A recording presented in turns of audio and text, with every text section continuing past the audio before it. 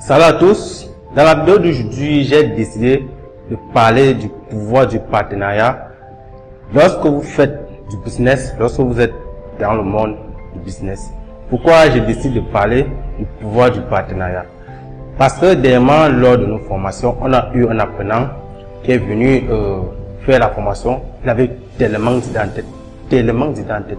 On a demandé de partager ses idées avec nous. Il a carrément refusé. Oh, nous avons insisté, il a décidé de nous en parler quelque part.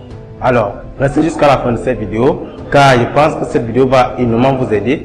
Vous qui vous lancez dans l'entrepreneuriat, vous qui décidez de faire du business aujourd'hui.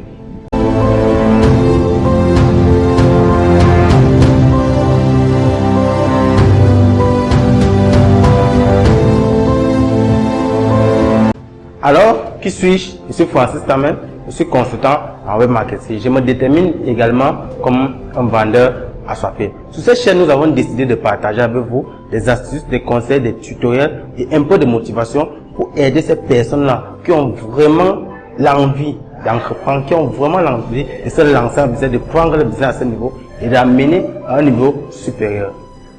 Ainsi, nous avons décidé de parler dans cette vidéo du pouvoir du partenariat. Pourquoi il est très important de faire du partenariat lorsque on fait du business ou alors lorsqu'on veut se lancer en entrepreneuriat. Je parlais à l'entame de la vidéo de l'apprenant qui est venu chez nous se former, puisqu'il avait tellement d'idées business en tête, il avait tellement d'idées, tellement de connaissances qu'il avait emmagasinées en lui, et il a décidé de venir se former. Il est venu au centre, il a dit lorsqu'on a fini de faire lorsqu'il a fini sa formation, il a commencé à raconter qu'il veut faire du business, il veut se lancer. Et vraiment, bon, moi, qu'est-ce qu'il a fait? Moi, j'ai juste posé la question de savoir quel est le secteur d'activité dans lequel tu veux te lancer. Il dit ceci, c'est un secret. J'étais vraiment étonné. Et demandé quel est ce secret? Il dit, si c'est un secret, ça doit caler en toi et ça ne va jamais sortir. Parce que si c'est quelque chose que les gens vont utiliser, tu dois le partager avec les gens. Il a dit ceci, non, c'est son secret, oui, on peut le voler. J'étais étonné. Il dit, mais comment on peut voler une idée qui vient de toi? Parce que c'est impossible que quelqu'un vole ton idée. C'est très impossible que quelqu'un vole. Oui, c'est vrai, on peut imiter. Oui, il ne refuse pas, on peut imiter ton idée. Mais personne ne peut prendre ton idée et la développer comme toi. Parce que si tu as décidé de penser à un business, c'est parce que tu as déjà étudié tous les concours du business et que tu as décidé de te lancer dans ce business. Si quelqu'un prend cette idée et ne développe que toi, ça veut dire que tu n'avais pas étudié tous les concours du business et tu n'avais pas mis tous les moyens en jeu pour arriver au... Ensuite, lorsque j'ai insisté, le monsieur s'est mis à raconter, à dire au moins les choses qu'il s'est fait. Il a dit les domaines d'activité dans lesquels il est performant. Après, lorsqu'il a fini d'énumérer les domaines d'activité dans lesquels il est performant, il a eu certaines personnes, il a eu au moins 2 personnes dans la salle qui ont commencé à solliciter ses services. Il était très heureux, très heureux. Lorsque j'ai insisté, il a dit, est-ce qu'on peut aller en apartheid pour qu'il commence à me dire les idées de business qu'il a en tête. Moi, je lui ai dit non, je ne peux pas. Pourquoi aller rester en apartheid, raconter tes idées que tu as en tête, les idées business que tu as en tête. Parce que si c'est un truc qui doit marcher, lorsque vous allez commencer, vous allez le mettre sur pied. Et je suis sûr qu'il y a certaines personnes ici, au sein de la salle, qui pourront solliciter vos services ou alors solliciter un partenariat avec vous. Bon, il a insisté. Il a commencé à raconter ses domaines d'activité dans lesquels il est performant. Après avoir fini de raconter ce qu'il s'est fait et les domaines dans lesquels il est performant, il a eu 2 personnes dans la salle, autant pour moi, qui ont sollicité ses services. Donc 2 personnes qui ont sollicité ses services à l'instant. Et après, il y a eu une autre personne qui a sollicité, investi dans un autre domaine d'activité où il n'était même pas performant. C'est donc il lui a demandé, il lui a fait ça, il lui a fait savoir. Il lui a dit ceci, est-ce que tu sais que tu peux avoir l'idée d'un business et que c'est pas toi qui manages le business?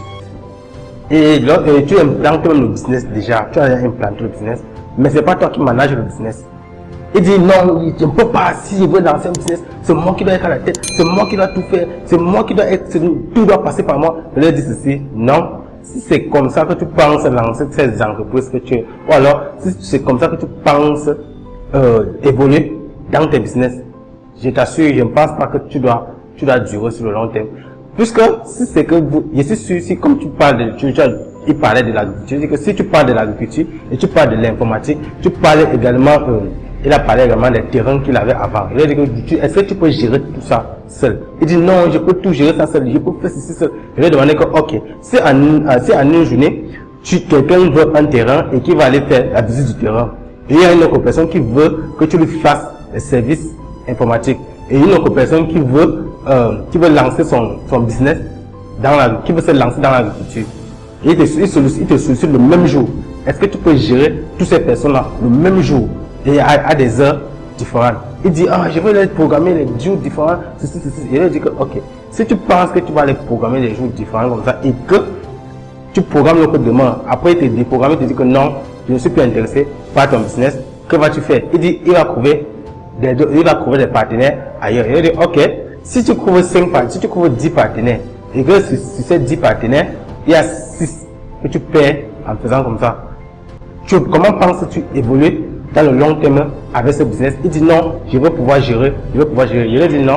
Je lui fait savoir qu'on peut me lancer un business et que c'est pas nous-mêmes qui le manageons. Tu peux lancer un business, tu prends quelqu'un, tu le formes dans le domaine, tu le formes assez, et tu le laisses manager le business, tu vas à d'autres occupations, tu pars donner, puisque je suis sûr que tu ne t'assois pas sur ces domaines-là à 100%. Juste qu'il y a un domaine dans lequel tu es calé, tu es vraiment cadré que les autres. Il a dit, c'est un peu vrai. Il n'y a pas que c'est un peu vrai. Soit c'est vrai, soit c'est pas vrai. Il dit, ok. Il a dit, non, je veux tout gérer. Il a dit, non. Il a cadré le jeune homme. Il a dit ceci. Si tu veux vraiment évoluer dans le long terme, dans ce business, dans les différents domaines d'activité que tu dis, tu dois pouvoir mettre, si tu as implanté le business, tu dois pouvoir mettre des managers en tête de chaque entreprise et tu dois avoir le sien. Tu dois avoir ton domaine dans lequel tu excelles à 100%. Et d'autres là feront des revenus de plus dans ton domaine d'activité. Même si demain tu as créé une entreprise, tu dois créer une entreprise et que c'est pas toi tu dois avoir quelqu'un de confiance tu dois avoir quelqu'un de confiance qui manage suffisamment le business en ton absence, sans que tu ne sois là, sans qu'on ne sache même que c'est toi qui as la tête de tout ceci. Et c'est d'où j'ai pris un exemple très simple. Je lui ai dit, est-ce que tu sais que ces grands hommes